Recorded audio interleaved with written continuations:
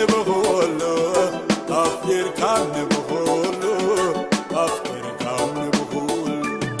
ردي كان نبغولو ردي كان نبغولو ردي كان نبغولو ردي كان نبغولو زخري كم يسجيو زمبا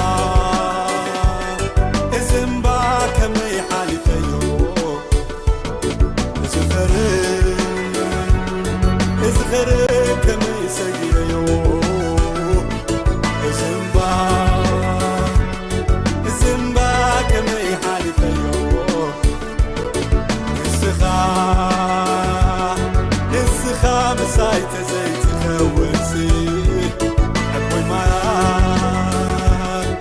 موحاسب اللي بحاكي مسيغاقي مساي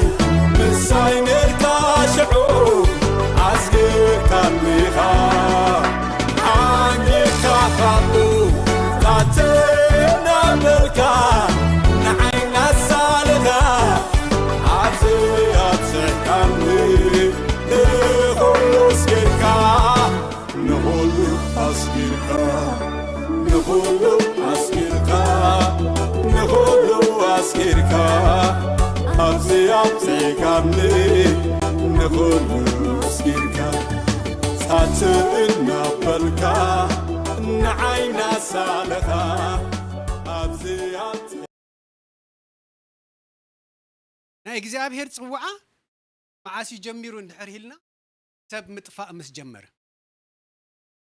ሰብ ምጥፋእ ምስ ጀመረ ምጥፋእ ክብል ከለኹ ካብ እግዚአብሔር ርክብ ማለት እዩ ህላውነት ካብ እግዚአብሔር ክፍለ ከሎ እዚ ድማ ኣብ ምዕራፍ ሓደ እቲ ጽቡቕ ገሩ ሰናይ ገሩ ዝፈጠሮ ሰብ ኣብ ምዕራፍ 2 እንታይ ይብል ኣሎ ካብ በብኩ ተኸድኩ ይዳ እግዚአብሔር አምላክ ተመስገነ ይሁን ኣብ ምዕራፍ 2 እንታይ ይብል ኣሎ ጅምር ከሎ ከምኡ ሰማይን ምድርን ኩሉ ሰራዊቱን ተፈጸሙ ብል እግዚአብሔር አምላክ 6 መዓልት ወሲዱሉ ዩኒቨርሲቲ ጥራሕ አይኮነትን ንሕና ንፈልጣ ምናልባት ነዛ ዩኒቨርሲቲ ክትከውን ትኽእል እያ ካል ዓለማቱን ኣሎ ዘይንፈልጦ በዘይ ገድስ ግን እግዚአብሔር ንኩሉ ዝፈጥር አምላክ እዩ ለዘላለም ዘፈጠረ ግን ኣብ ዘላለም ዝነብር ድማ እዚ ኢልናስ ንእግዚአብሔር ደረት ንገብረሉ ይኮነን እሞኒ ተቀዳመይቲ መዓልቲ ዝገሩ ካልኣይቲ መዓልቲ ዝገሩ ምስ በለ 6 መዓልቲ ኣብ ፍጥረት ዕዮ ይውዒሉ ብዙሕ ስራሕ ነርዎ ማለት እዩ እግዚአብሔር አምላክ ምዕራፍ 2 ከጅምር ከሎ ሰማይን ምድርን ኩሉ ሰራዊቱን ፈጢሩ ተፈጸመ ወላ ሰብ ኩሉ ተፈጢሩ ይደሉ እጂ ነዛ ቃል እንዳንበብኳ ምዕራፍ 3 ከለኹ እንታይልን መጽኢና ውሽጠይ ንአዳም ጸዊዑስ አበይ ኣለኻ ክብሎ ከሎ ዋ እግዚአብሔር በዓሉ ፈጢሩዎ ኣብ ኤደን አቀሚጥዎ ምስ አምላኽ ርክብ ከም ዝነበረ ኩላህና ንፈልጥ ኢና አጥያት ገይሩ ግን ካብ አምላኽ ምስተኸወለ ይና አዳም ምጽዋዕ ጀሚሩ እዛ ጽዋዕ እዚኣ ክንብል ከለና ጽዋዕ ትብል ቃል ኣብ ርእሰይ መጽኡ ብዙሕ ግዜ ቅድም ማለት ሕጂ ከይኮነስ ቅድም ጽዋዕ ክብል ከሎ ናይ ሙሉእ ግዜ አገልግሎት ንተዋህቦም ሙሉእ ግዜ አገልግሎት ጽዋዕ ኣለኒ ዝብሉ ሰባት ደጋጊምና ንሰምዕ ስለ ዝነበርና ናይ እግዚአብሔር ጽዋዕ ዝተፈልየና ዓቶም ጥራሕ መስለን ነርዩ ሕጂ ኮነን ትቅድም ምናልባትም ገለገለኹም ነዚ ሓሳብ ኣብ ርእስኹም አቋጺርኩም ወተኾንኩም እዚ ኮነን እግዚአብሔር ንሰብ ኩሉ እዩ ድጽውዕ ሰብ ምክንያቱም በአምሳሉ ስለ ድፈጠሮ ኣብቲ ሓሳቡ ኣብ ሓሳብ አምላኽ ዝነበረ ሰብ በኃጢአት ምኽንያት ስለተፈልየ ካብ አምላኽ ሓሳብ ስለተፈልየ እቲ ዝተፈልየ ሰብ ናብ አምላኽ ሓሳብ ተመሊሱ ንኽመጽእ ነዚ ጽዋዕ ደው ኣየበለን ነዚ ጽዋዕ ደው ኣየበለን እግዚአብሔር አምላኽ ይጽውዕ እዩ እምበኣር ኣርእስቲ ሒዝያ ዘለኹ እግዚአብሔር ይጽውዕ እዚ ንደላቶ ድማ ይስማዕ እብል ኣብ ሓድሽ ኪዳን ደጋጊምና ንፈልጣ ቃል እያ እዚኣ እዚ ንደላቶ ይስማዕ እብል እሞ እግዚአብሔር አምላኽ ይጽውዕ እዩ ንሙሉእ ግዜ አገልገልቲ ይኮነን ወላ ነቲ ግዜ ብግዜና ስቂልና ንእግዚአብሔር ከነምልኽ ክንሰግድ ኢልና ንመጸሎ ነታ ሰንበት ጥራሕ እውን ኣይኮነን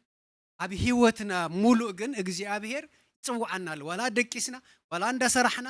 ولا كنكيد كلنا እግዚአብሔር ይጽውዓና አሉ ንሕና ግን ነትጽውዓ ክንሰምዕ ድልዋት ዲና እዩ ደሎ ተሕቱ ንሕና ንእግዚአብሔር ክንሰምዕ ድልዋት ዲና እግዚአብሔር አምላኽ አይዕምጽን እዩ ዓማጺ አይኮነን ሰናይ አምላኽ እዩ ፈቃድ ድባህላ ውሽጥና ዘቀመጡ መሰል ኣለና ፍቃድ እስከ ፍቃድ በሉ እግዚአብሔር አምላኽ ኣብ ዘፍጥረት ምዕራፍ 2 ነዚ ምስ በለ ኣብ ምዕራፍ 2 ፍቅዲ 5 እንታይ ኢሉ ፍጥረት ኩሉ ገና ኣብ ምድሪ ኣይተራእየን ነበረ ባር ፍጥረት ኩሉ ኣብ ምድሪ እንድሕር ዘይተራእየ እንድሕር ኮይኑ ተን 6 መዓልቲ ዘፈጠረ ፍጥረት ኩሉ ደኣ ኣበይ ነሩ ዝብል ሕቶ ብርእሰይ መፅኡ ኣብ ቃሉ ጼርዎ ይነሩ ኣብ ቃል አምላኽ ጼርዎ ይነሩ ሽዑ بدحري ورد يلو فقد شو عتنا ما انتهي بلنا እግዚአብሔር አምላኽ ንሰብ ካብ حمد ምድሪ ገበሮ ብለና ነይና ይሰብ ካብ حمد ምድሪ ገበሮ ገይርዎ ደሎ እቲ ንሕና ኣነ ንስኻትኩም እንሪዮ ነዚ ስጋ ማለት እዩ ካብ حمد ምድሪ ምስ ገበሮ ብድሕሪኡ ኣብ ፍቅዲ 15 ኣብ ኤደን ገነት ኣቀመጦ ብለና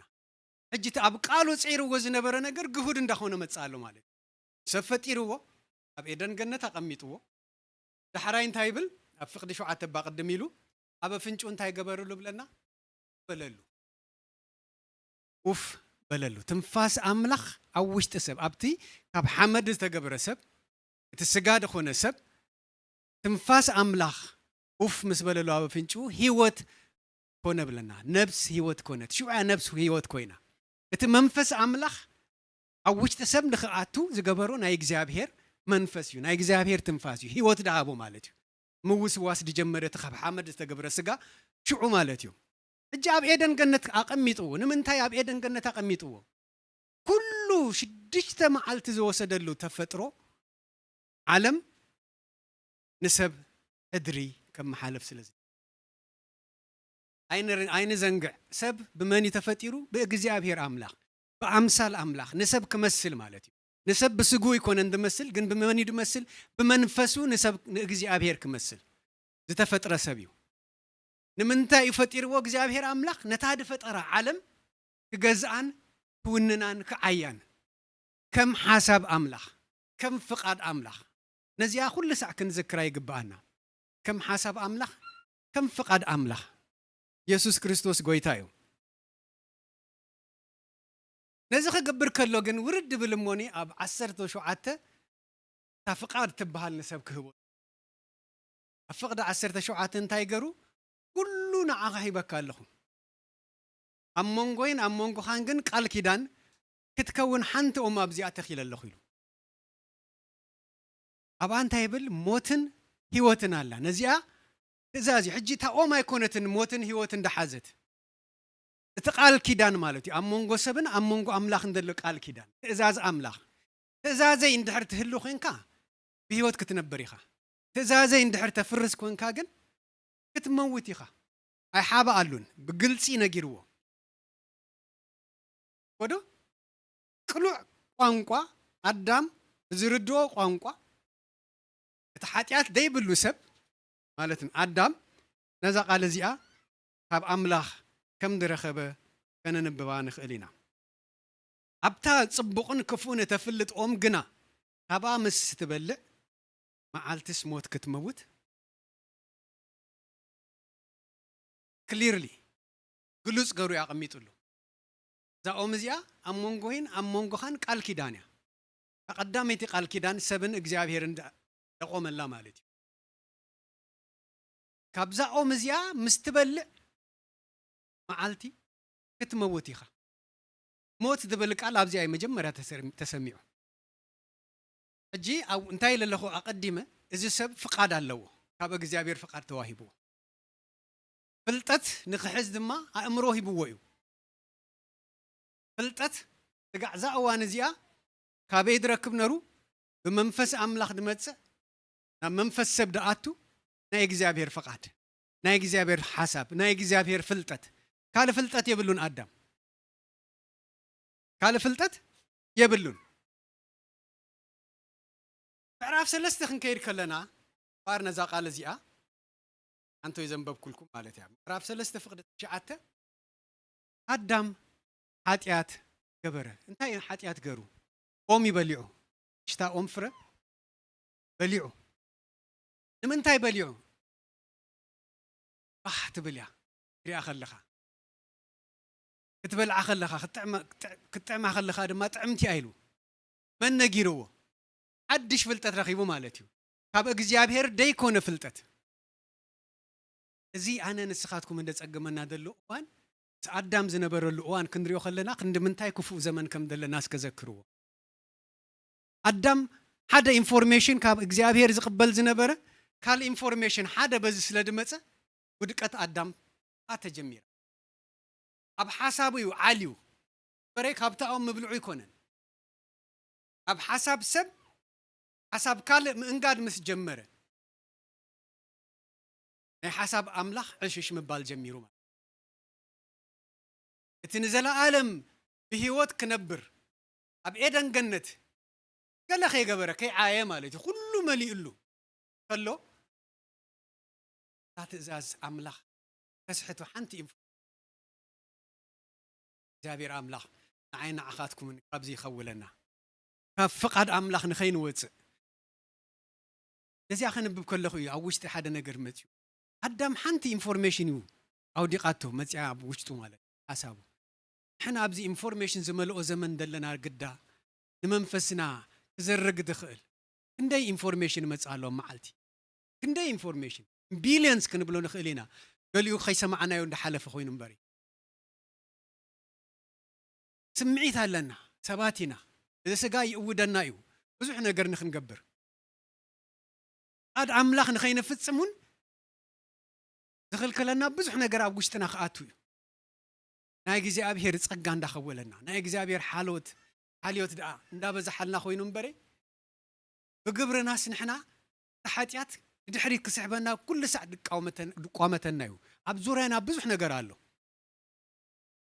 منفس كيزحل انتان غزيابير املاح كل ساعه ذكرنا نزي امبار ስለዚህ አፍቅድ ሰለስተ አፍቅድ ተሻዓተ ኃጢአት ምስ ገበረ እንታይ ገሩ ተኸዊሉ እግዚአብሔር ድማ ጸዊዕዎ አብይ አለ ኻይልዎ ድምጽኻ ሰሚዐ ፈሪሕስ ተኸዊለ ኢሉ ንምንታይ ተኸዊል ጥራሕይ ምዃነ ፈሊጠ ጥራሕይ ምዃነ ፈሊጠ ክትለኻስ መን ነጊርካ ጥራሕካ ምዃንካ ግርም ብለኒ ቅድሚ ምዕራፍ ሰለስተ ዝነበረ አዳም اب ايدن جنت كم دلا يخملالس كله كداني هاللوا اي هاللوا يفلطن ناي እግዚአብሔር كداني يخدينو ونرو ማለት ኃጢአት ምስ ገበረ ምስ አምላኽ ምስ ምቁራጽ ምስ ተጀመረ ግን ፍርሑ ምዃኑ ወላ ሓንቲ ነገር ደይብሉ ምዃኑ ጭዑ ተፈልጥዎ ረሐይ ምዃነይ ስለ ደፈለጥኩ ካባኻ ተሓቢኤ ክብል ንሰምዕ بار እግዚአብሔር አምላኽ ይጽዋዓና አለው ካብ አዳም ዝጀመረ ጻውዒት حساب ሕጂ ኣይቋረጽን ኣብ ኦሪት እንታይ ዝገብር ነሮ እግዚአብሔር አምላኽ ነቢያት የተንስእ በነቢያት ገሩ ይዛረብ በሙሴ ሕግ ሂብና ነቲ ሕግ ክንፍጽሞ ይከኣልና ዘመናት ሓሊፉ ናይ እግዚአብሔር ትዕግስት ይገርመኩም ብዙሕ ይዝዕገሰና زبنات حالفو بزح دم انسسات تقد فسيسيو حاده سبغن نت እግዚአብሔር زهابو حقي كفصم زخاله سبعينا ابرومي انتاي بلنا رومي سلسته املاخ بلعل خوينو خطمت كلو كلهم حاتيوم كبر املاخ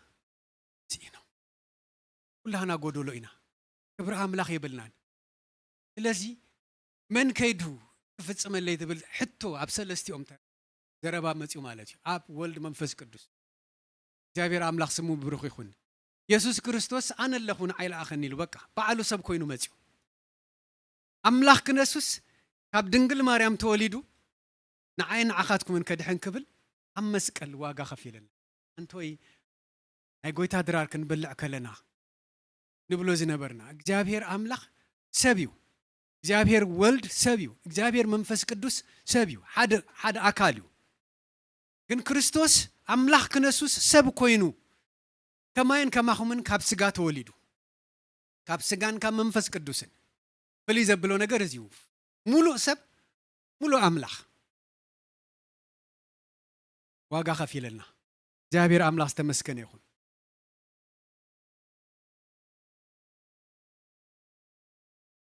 ደሙ አፍሲስልና ንምንታይ ክልተ ነገር ኢና ከነቅልበለን ደሊደል ክርስቶስ ቅድሚ ምንፁ መጥምቆ ዮሐንስ ድሰብኮ ዝነበረ ስብከት እንታይ ናይ ንስሐ ስብከት እዩ መንግስት አምላኽ ቀሪባላ እሞኒ ተነስሑ መንግስት አምላኽ ቀሪባላ እሞ ተነስሑ ነቢያቱን እነዚኦም ዝብሉ ዝነበሩ ናይ ምጽአት ክርስቶስ እዮም ዘበስሩ ዝነበሩ ብዝተፈላለየ ኩነታት ዋላ ነገስታት ዳዊቱ ነዚ ዝዛረብ ዝነበረ ናይ ክርስቶስ ምምጻእ አይሁድ ጽበዮ ዝነበሩ ንሱ እዩ ንጉስና ክመጽዩ ሓራ ከውጻአና ግን እቲ ናይ ስጋ ሓራ ሙጻእ ጥራሕ ምሳቶም ዝርእይዎ ዝነበሩ ባርነት ናይ ፈርዖን መሪርዎም እግዚአብሔር አምላኽ ግን ሓራ ከውጻአና ዝደለ ካብቲ ዓቢ ባህርያ ገርና ዘሎ ኃጢአት ካብ ኃጢአት ባርነት ሓራ ከውጻአና ናብ መንግስቱ ከእትወና ዋው ናብ መንግስቱ ከእትወና እግዚአብሔር አምላኽ ብሩኽ ይሁን ንሕና ኣብዚ ምድራዊ ነገር ብዙሕ ነገር ደድልየና ይመስለና እቲ ዘድሊ ግን ሓደ ነገር እዩ መንግስቲ አምላኽን ጽድቁን ኢየሱስ ክርስቶስ ነዚ ሰቢኹ በተን 3 ዓመትን ፈረቃና ሐዋርያት ክምህር ከሎ አቀዲሙና ቤተ ክርስቲያን ገና ብንእሽነቱ ጀሚሩ ምሽ ደዊሉ ኣብ መቅደሶም ክሰብህ ከሎ ነዚ ሰቢኹ ካለ ናይዚ ጫንፈር እዩ ወላተም ድፍውሶ ዝነበረ ፈውሲ መራጎድ ዳአሉ እምበረ ናይ ኢየሱስ ክርስቶስ ዕላማ እንታይ ነሩ ናብ መንግስቲ አምላኽ ሰብ ኩሉ ክኸይድ ሰብ ኩሉ ናብ መንግስቱ ክመጽእ መንግስቲ አምላኽን ጽድቁን ክደሊ ካለ ኩሉ ክሰኸኩም ኢየሱስ ክርስቶስ ጎይታ እዩ ለዚ ዋጋ ከፊለን ዋቴ ዓራድ ወጻና ኢና ከምጽዋት ሓራ ኮይና ፍንሕንሕ ዳበልና ኣብ ቤት አምላኽ ክንመ አነ ንስኻትኩምን ድወስኽናሉ ዋዳ ሓደ ነገር የለን ብዙሕ ክንጽዕር ንኽእል ኢና ጻዕረና ግን ኣብዚ ምድሪ ዘሎ ኩነታት ንኽቕይር ይኽእል ተኮይኑ እምበረ ናይ ምድሓንና ግን ዋላ ሓንቲ ድወስኽናሉ ነገር የለን ብግብሪ ተድኸውን ካባና ጻድቕ ክበሃሉ ዝኽእሉ ብዙሓት ነሮም ብዙሓት ሰባት ዋላ ሕጂ እውን ኣለዉ ነቲ ሓቂ ደይምፍላጥ ግን ጻድቕ ክገብሮም ኣይክእል ምድሓኑን ክረኽቡ ይክእል ምድሓን ብወዱ ብኢየሱስ ክርስቶስ ሞትን ትንሣኤን ኣሚንካ ብጸጋ ጥራሕ እዩ ብጸጋ ክበሃል ከሎ ግን ዋጋ ደይተኸፍሎ ይኮነን ወዳድርቲ ዘይብሉ ዋጋ እዩ ብገንዘብ ኣይገዛእ ብጊዜ ኣይገዛእ ነታት ኣይቅይር ክቡር ዝኾነ ናይ ክርስቶስ ደም ኢየሱስ ክርስቶስ ጎይታ እዩ ስለዚ ይሕዋተይ ዓለም ብዙሕ ቅልውላው ትኸይዳ ኣላ እግዚአብሔር አምላኹን ክጽውዕ ከሎ ነዚ ይጽውዕና ቀዳማይ ዝዓበየ ጽዋዕ ናብ መንግስቱ ንኽንመጽእ ተደሊና ሓድሽ ትርጉም ክንቦ ንኽእል ናይ ምድሓን ጽዋዕ ካብ ምንታይ ንድሕን ካብ ኃጢአት ካብ ሞት ካብ ዘለዓለማዊ ሞት ናብ ዘለዓለማዊ ህይወት ምስጋር ማለት እዩ እቲ እዚ ዓበየ ጽዋዕ ንመን ተዋሂቡ ንሰብ ኩሉ بدأي ليلان قول ليلان مالت نسب كله اسكا نسب كله بلو نسب كله بقى نسب كله قبل على خريك اللو እግዚአብሔር ነዚ ይሪዩ ሰብ ብዙሕ ጽዒሩ ነትመገድ ግን አይረኸበን እቲ ሓቂ መገዲ ህይወት ድኾነ ኢየሱስ ክርስቶስ ግን ሰብ ኮይኑ ንርሱ ኣብ መስቀል ሰዊኡ ንዓይን ዓኸ ካብ ሞት ናብ ህይወት አሳጊርና ኢየሱስ ክርስቶስ ጎይታ እዩ ለዚ እቲ ቀዳማይ ጻውዒት ናይ ምድሓን ጻውዒት ኣነ ንስኻትኩምን ኣብዚ ድሒና ኢና መጺና ደል بحارነት ክንመላለስ بحارነትን እግዚአብሔር ከነምልኽ بحارነትን አምላኽና ከነምልኽ ክንሰግድ ክንስዋዓሉ ትደሃበና ኩሉስ ንዑ ክኸውን ንሕና ኢና ድሒና ደለና ንርእስና ኢና ድማ ክንውፍ እግዚአብሔር አምላኽ ዝተመስገነ ይሁን لذي ريليشن شيب مس أملاخ يدلينا له لذي ركب كي قارت نحلو حدر لنا مالتي حدر نايمن ناي كريستوس دقي مو كريستوس دما يفسس اللاني حواتي نزي كل ساعة كنذكروا يقبعنا حنسب نحاورو أمسكال زفسس دم كساب دقي مو دملس إذا جزء يزيد وهايبنا له ده حانسب بس أجا خد حن منته زد حانت نفس دمه دحنا تاخد حلو حدر اللوا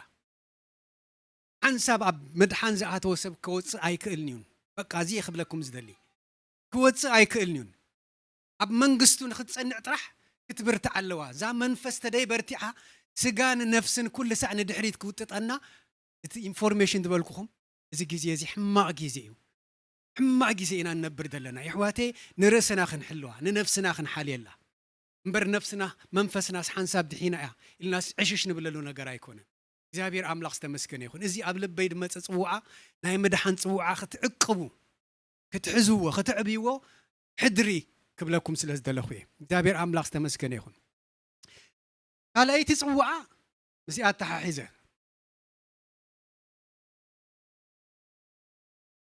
አምላክ አፍቂርና ይወዶ ክርስቶስ ሓደ ሕቶ ሓቲቶሞ ከዛ ዓቤት ትእዛዝ አምላክ እንታይ እያ ኢሎም ምስ ሓተትዎ አምላክካ بملو لبخا بملو نفسها أفكره أبا دواي بلن مسألة حيزون تايلو نبصاي كادم كم أكبر له حجي إتا مسكلة أبزيات تسوق إيران ندلا تراي هاتني يتركبنا مس أملاخ جميرنا يولنا منفسنا مس أملاخ ركب جمير له كي تقارص كي تدكم كي تحلل طرحنا خنحل واحد ردلنا حجي ركبنا مس منفس قدوس مس أملاخ ندحر كوينو እግዚአብሔር ድማ በአይን በአኹም እንደማድደል ይኻል ነገር አለው እዩ አምላኽ እዩ አምላኽ በሉ እዩ አምላኽ ንሐወይ ከፍቅር ማለት ኻል አይኮነ ዕዳ ያዚያ ተዋህበትና ዕዳ ኻል ሁሉ ዕዳና ወሲዱስ ንሽተ ዕዳ ሂብና ንሽተ ዕዳ እታ አባይ ፍቅሪ ውስጥና አላ በታ ተዋህበትና ፍቅሪ ድማ ንሐወይ ከፍቅር አብተይ ከፍቅር ንሓድሕድኩም ተፋቀሩ ትብል ሕድርላትና እጂ ንኢደን ንጸጋምን የማንን የእዳውና ክንዝርግሕ ከለና ነታ መስቀሊና ንሰርሕ ማለት ይዕንትና ብላዕሊ ጥምታ ርክብና ምስ አምላኽ ከይቋረጽ ምስ ሕዋትና ድማ ደለና ርክብ ከም ፍቃድ አምላኽ አድክንም ከም ፍቃድ አምላኽ በፍቅሪ ክንመላለስ እግዚአብሔር አምላኽ ተመስገነ ይሁን የእዳው ኩል ሰዓት ዝርግሓቴን እግዚአብሔር ተጻውዒቱ ደው አይብልን ትግዓ ማዓስ ንሕና በህይወት ክሳብ ዘለና ጥራሕ አይኮነን ክሳብ ክርስቶስ ደጊሙ ዝምለስ ወይ ክሳብ ንሕና ንኸይድ መን እዩ ዝቀድም አይንፈልጥን ግን ኩል ሰዓት ድልዋት ክንከውን ዝድሓነት ነፍሲ ዛ መንፈስና ኸይትዝሕል መንፈስና ኸይትደክም ክንዕቅባ ዘይድ ሓነ ድማ ናይ ምድሓን ግዜ ማዓስያ ሕጂ ያድብል ኢየሱስ ክርስቶስ ጎይታ እዩ ዘይድ ሓነት ነፍሲ ሕጂ ወነዛ ጻውዒት እዚኣ ክትሰምዕ ናቴ እናታትኩም እንግደሎ ማለት እዩ ክንእውጅ ክንምስክር ስጋን ደምን ዝወሰደ አማኒ ዝተዋሃቦዚ ፍቅሪ እዩ يحواتو حو خنبل كل ناس أبيت كريستيان زملاله سب طرح يكون سب كله خدحن ندحر كوينو فقاد أملاخ بس እግዚአብሔር كن عينا نبل ندحر كويننا سب كله أبزقت أمنا خونيتات كله ناي እግዚአብሔር حاليوت ناي እግዚአብሔር ጻውዒት ناي مدحان ጻውዒት كننجر نحنا قدر لنا قال كيدان آتينا إنا مالتي بزخون أقاطامي نزي أسكن الزارب على እግዚአብሔር አምላክ ተመስገነ ይሁን አይና አኻትኩም እንይደግ እቲ ጠፊው ዝነበረ ቆልዓ ዝክሩ ይኹምሽ አቤት አቦ ብዙሕ ነገር አቤት አቦ መሊሉ ነር ግን ናቱ ሓርነት ሓሪዩ ናቱ ድብሎ ማለት ምርጫ ናይ አቦ ኸይኮነስ ምርጫ ናቱ መቃለን ሞኒ ትግደይ ሒዘ ኸውጽኢሉ ጊዜ ወሰደሉን ኩሉ በቲኑ ምስ ወደአ ግን ናብ ልቡ ተመልሰ ብለና إحواتي يسوع كريستوس حجون يقداو بتن بمسمار تشنكرا يقداو زرقو حاتين حنت دطفأت نفسي نابت زيداو تزرقي حد صبي هذا اللو ويتا يسوع كريستوس نختمت نسا ما قد زي عند حرار إنا أنا نسخاتكم من عقابة كهلو النايو زابير كل ساعة نزيز دالي يقداو زرقو حاتين أبو تقبلوا مش نتقلع أبيتو دما بلوز دخون قلبت يبوه بلوز دخون كبت حريدلو ايش تاخوينو قايلا خوينو زابير أملاخ نزيز دالي يسوع كريستوس قويتايو حانت نفس خطف أيدلني بل كابتن تس أنت شعاتن مسوز نبرا تقواسا نتادت أفت حانت بقي كدلي كم دخده يسوع كريستوس تام عالت سكعت بتصح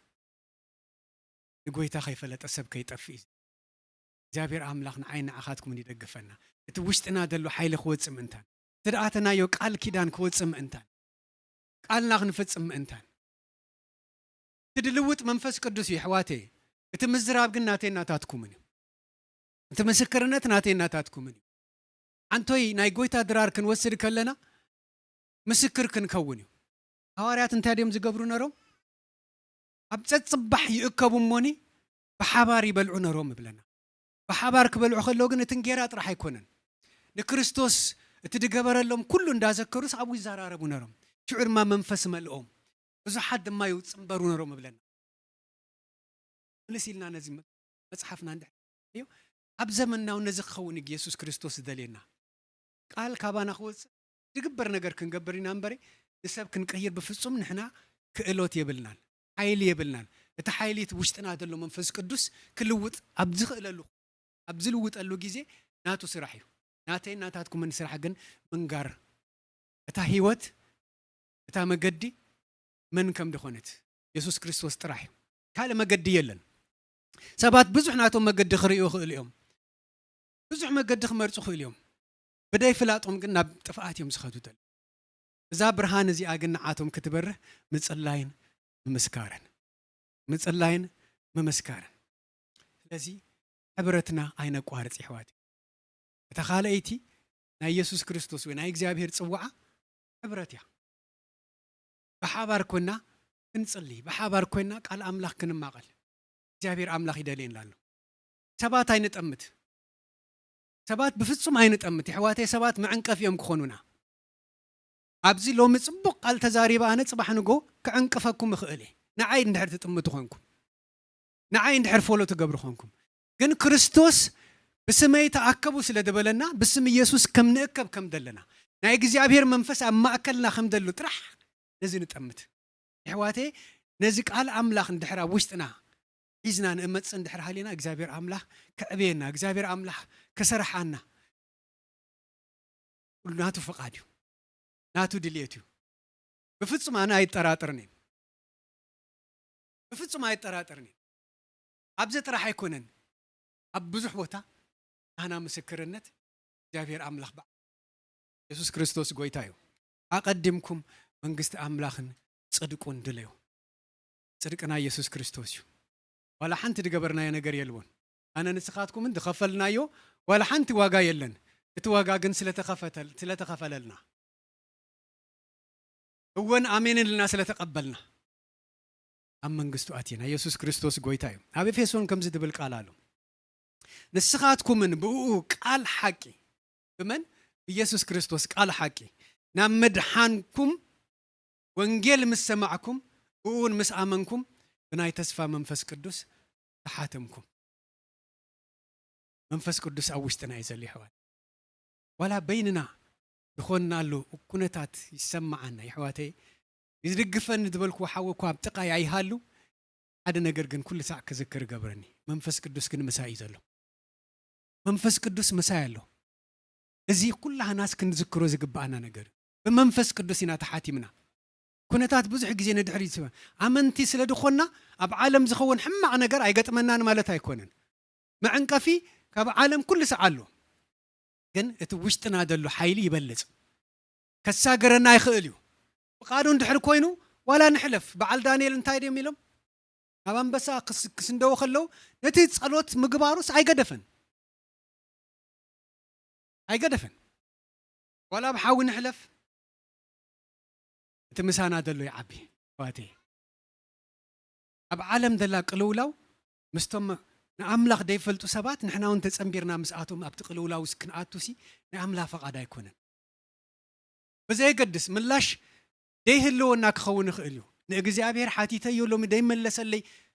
بفصم كم تخينبل بمنتهي كم نحلف السوي فلتيو بدي خونه تات ولا نحلف እግዚአብሔር ግን መሳዩ በዘይ ገድስ እሱ ንዓይ ይሓልይ ለይ በቃ ነዛ ቃል እዚ አጥራህ ሒዝና ንጽና መንፈስና ሁሉ ሰዓት ደክም ይብሉን ኢየሱስ ክርስቶስ ጎይታዩ ወኒ መንፈስ ቅዱስ ተሓቲምኩም ይኹም እዚ ህያው ድኾነ መንፈስ ተሓቲምኩም ክውሃበና خلص ዓቢ ፓኬጅ ተዋሂብና ማለት ዓቢ ፓኬጅ ክንሐምም ከለና ክንስምብድ ይብልና ካብ ንሐኪም ቀልጢፍና ንጎይ قدمنا أملاكن تصقع شعوتو سدب لنا هنقصل نخيا عيني خير يكون كنت بلدلخونا بحكيم ግን ምርሒት ካብ ሓኪም ከይኮነስ ዝደልያ አቀዲመ ምርሒት ካብ መንፈስ ቅዱስ እንታይ ኣብ ልበይ ይስማዓኒ ደሎ እንታይ ኣብ ዝሕማሜ ይስማዓኒ ደሎ መንፈስ ቅዱስ በጃ ኸረድአኒ በቃ ብዙሕ አይኮናን ክንጽልይ እኮ ዘድልየና ግን ናቱ ላውነት ክፍለጠና ቀዳምነት ክንህቦ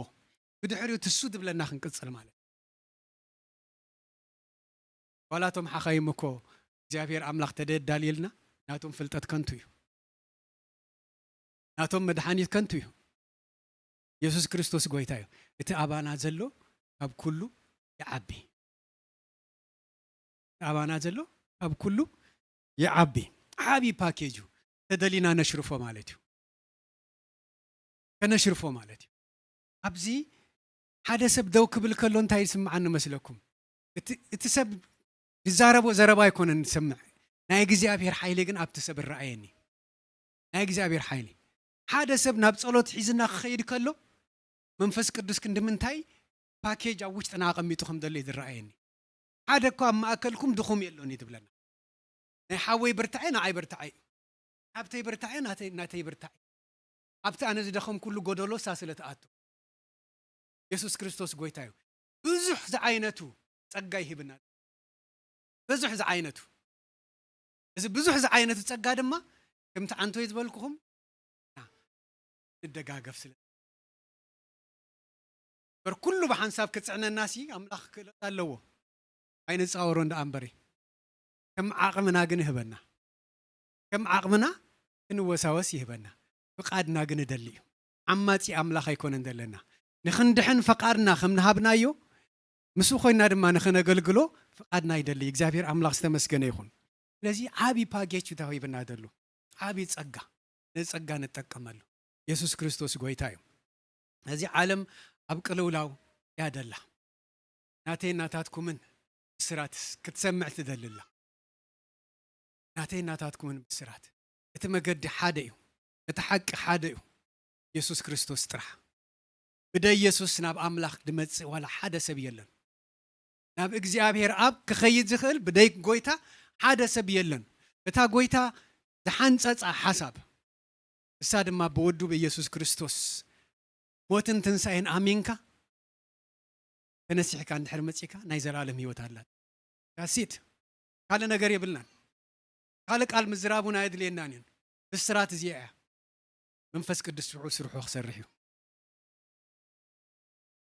ኣብ ተሰሎንቄ ከም ዝድብል ቃል ኣሎ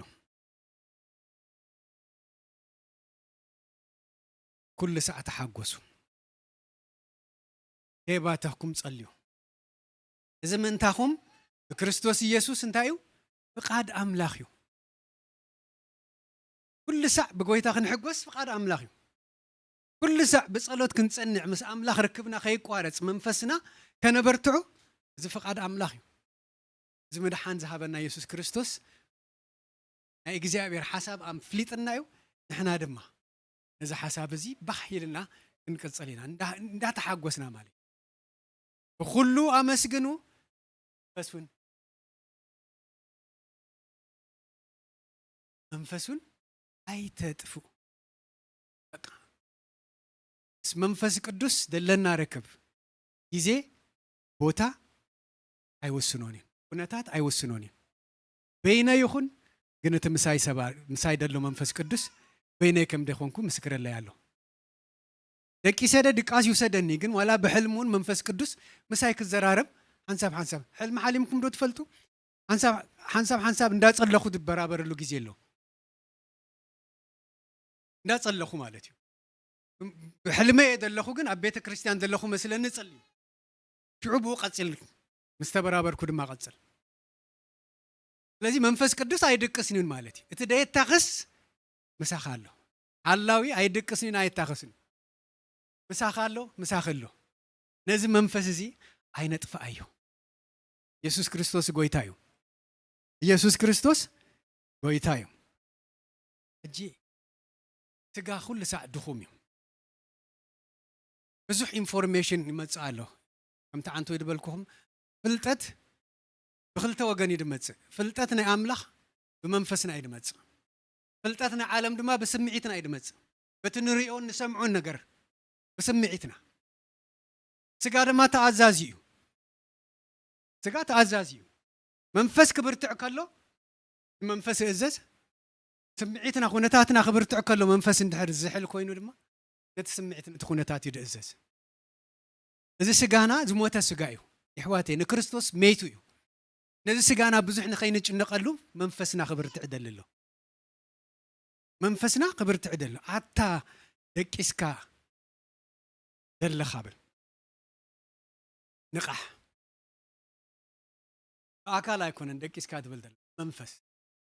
ኣታ ደቂስካ ደሎ ንቃሕ ካብ ሙታት ተንስእ ክርስቶስ ኢየሱስ ድማ ከብርሃልካ እዩ መንፈስ ኩሉ ሰዓት ድሉ እዩ ንሕና ወንደ ድሉዋት ኮይና ንጎይታ ክንጽበዮ ኩሉ ሰዓት ኣነ እንታይ ከም ንገጥመና ኣይንፈለጥን ኢና ካብዚ ክንወፅእ ከለና እንታይ ከም ንገጥመና ኣይንፈለጥን ኢና the good thing is ንሕና ብጎይታ ኣሚንና ብሒና ኢና እቶም ዘይደሓኑ ሰባት ግን ወይሊኦም ዝብል ዘሎ ነዚ እዩ ኣነ ንስኻትኩም ድማ ተሓታቲ ኸይንኸውን ነዚ ቃል ነቂዕና እንተግሃሉ እግዚአብሔር አምላክ ይደንየልና ኣሎ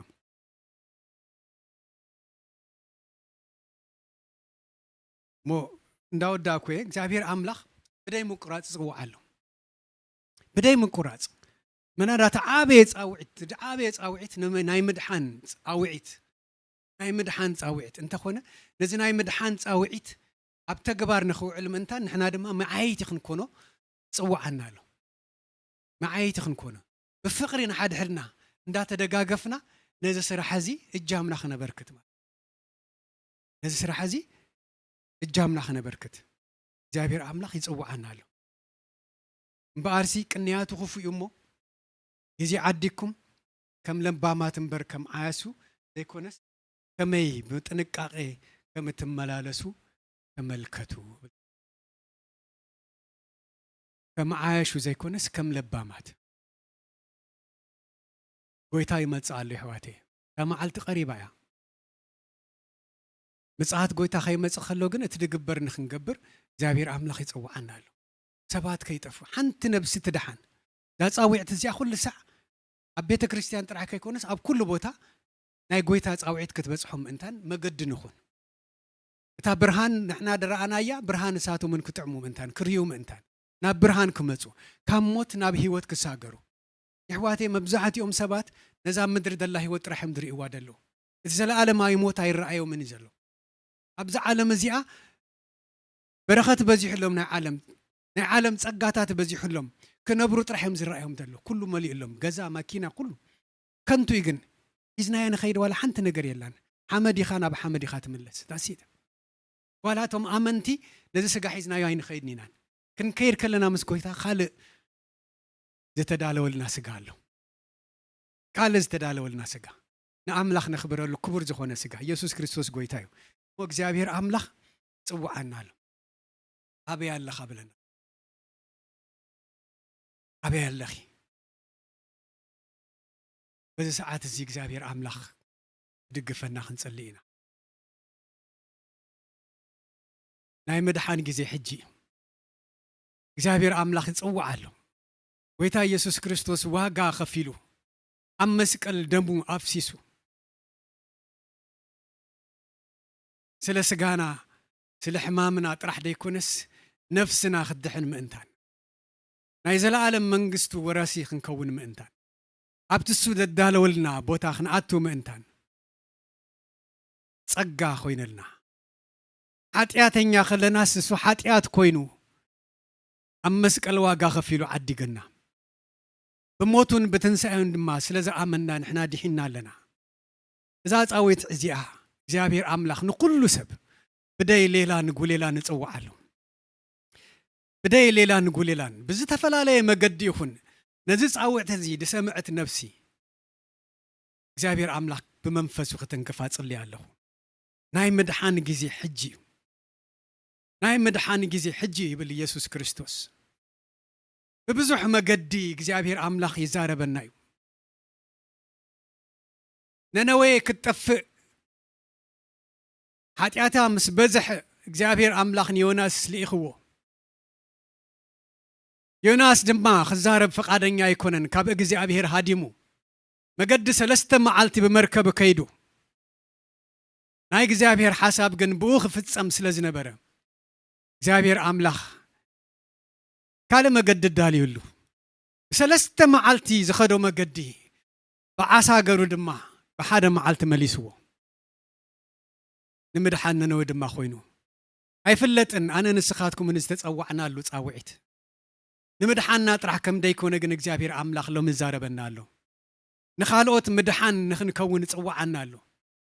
በቲ ጎይታ ድብለና መገዲ ክንከይድ በቲ እግዚአብሔር ዝዛረበና መገዲ ክንከይድ ንኻልኦት ምድሓን ክንከውን ብስራት ከነበስር እግዚአብሔር ኣምላኽ ክዛረበና ምሕታት ኣይኮነን በዚ ሰዓት እዚ ዘድልየና ድምፁ ክንሰምዕ ግን የእዛና ክኸፈታ ሃረር ክንብል ፈቃድና ክንህቦ ተዛረበኒ ክንብሎ ብመንፈሱ በዛ ሰዓት እዚኣ ዛረበና ኣሎ ይሕዋቴ ናይ ውሽጢ እዛንኩም ይከፈታ ናይ ውሽጢ እዛንኩም ይከፈታ በዚ ሰዓት እዚ ናይ እግዚአብሔር ጻውዒት እዚ እዩ ዝድሓነት ነፍሲ ዘለዋ ጻውዒት መዓየይቲ ክትኮኑ ኣብ መንግስቲ ኣምላኽ መዓየይቲ ክትኮኑ ታ መንግስቲ ኣምላኽ ድማ ኣዳም ኣብ ኤደን ገነት ኣምባሳደር ክኸውን ከም ተሾመ ኣነ ንስኻትኩም ድማ ኣብዛ ምድሪ ኣብዛ ጥፋት ዝመልኣ ምድሪ መዓየይቲ ኣምላኽ ክንከውን ዝጽዋዓ ተዋሂብና ኣሎ ዝድሓና ዘበልና ኩልና ኣምባሳደር ኣምላኽ ኢና ኣምባሳደር ክርስቶስ ኢና ናይ ምድሓን መገዲ ኢየሱስ ክርስቶስ ከም ዝኾነ ክንምስክር ክንዛረብ እዛ ጻውዒት እዚኣ ናባኻትኩም ትመጽእ ኣላ ወነዚ ጎይታ እዚ ደይፈለጠት ነፍሲ ድማ በዚ ሰዓት እዚ ታ ናይ ምድሓን ጻውዒት ትመጽእ ኣላ ኣነ ሓቂ መገዲ ሕይወቴ ይብል ኣሎ ኢየሱስ ክርስቶስ እተን ኣብ መስቀል ዝተሸንከራ የእዳው ተዘርጊሐን ይጽበያ ኣለዋ ድምፀይ ሰሚዕካ እንተመጺእካ ስጋይን ደመይን ዝበልዐ ናይ ዘላለም ሕይወት ኣለዎ ከም ዝበለ ብእምነት ነዚ ጸጋ ተቐቢልካ ካብ ኃጢአት ተነሲሕካ እንድሕር ናብ ጸጋ ቀሪብካ ብለካ ኣለኹ ሎሚ ናይ ምድሓን ጊዜ እዩ ጎይታ ክቕበለካ የእዳው ዝርጉሓትን ጎይታ ክቕበለኪ የእዳው ዝርጉሓትን ንዓ ናብዚ ምድሓን ብላሎ ንዓ ናብዚ ምድሓን ብላሎ ናብ መንግስቱ እተው ብላሎ እዚ ጻውዕት እዚ ዘይድሓነት ነፍሲ እንድሕር ሃልያ በዚ ሰዓት እዚ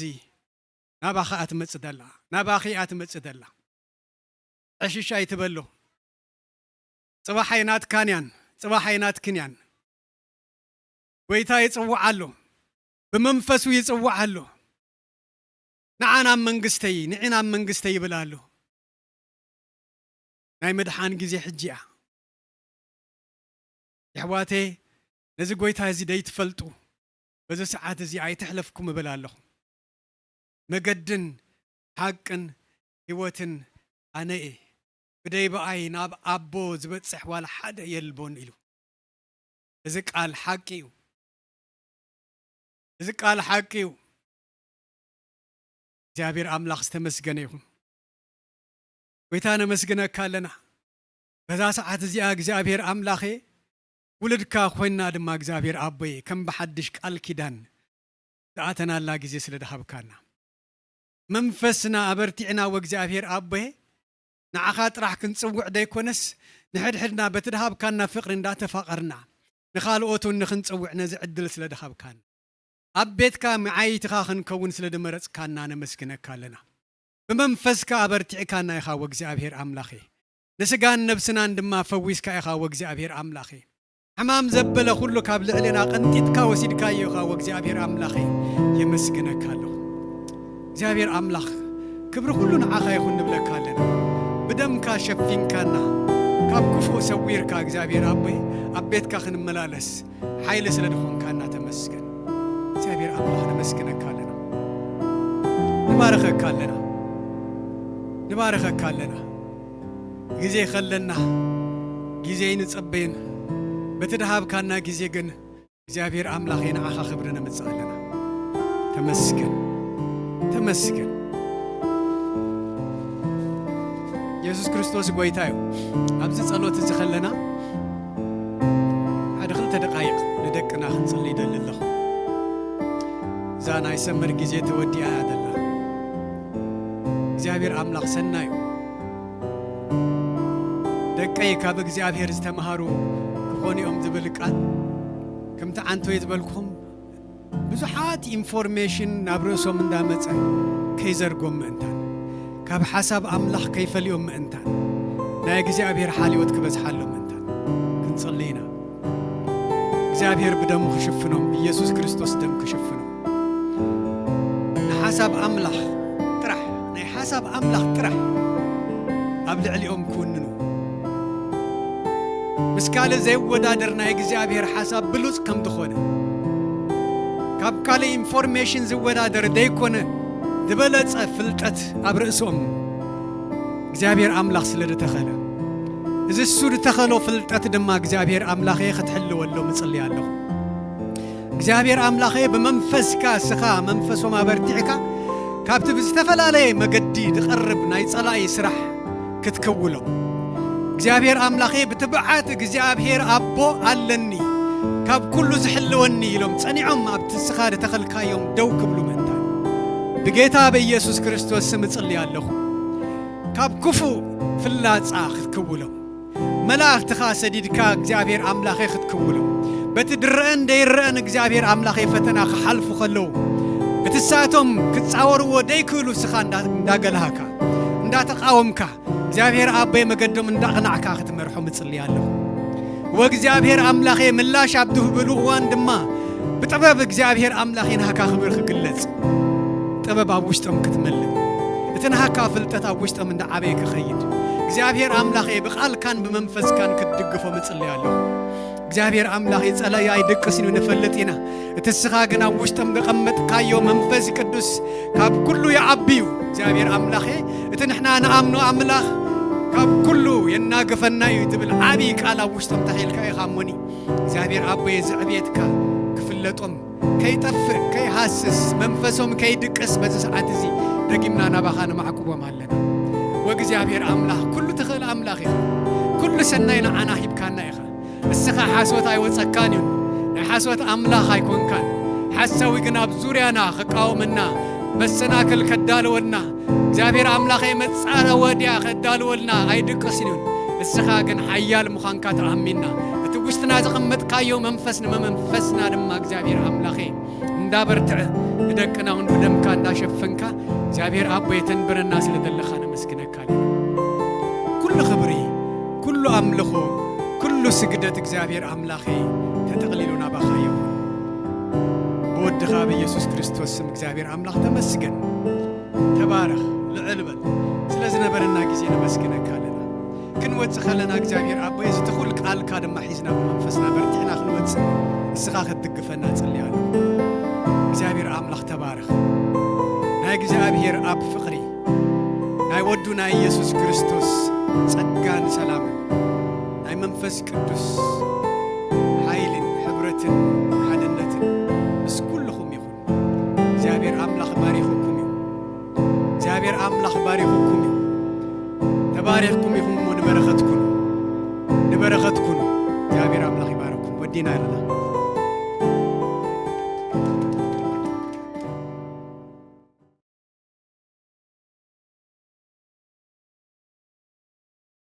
نبغولو أفير كان نبغولو أفير كان نبغولو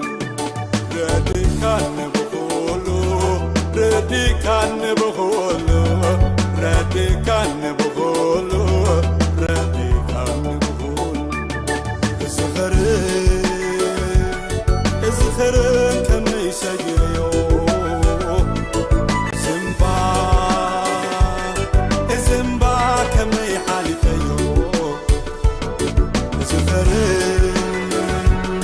إزغري كم يسجيو زنبا كم يحالفيو السخا مسايت زيت كونسي حبوي ما موحازم اللي بحاكي مساي نركا شعوب عسكر كميخا عني خاطو تاتينا ملكا نعين السالغا عزيات كمي نغلو سكيركا نغلو أسكيركا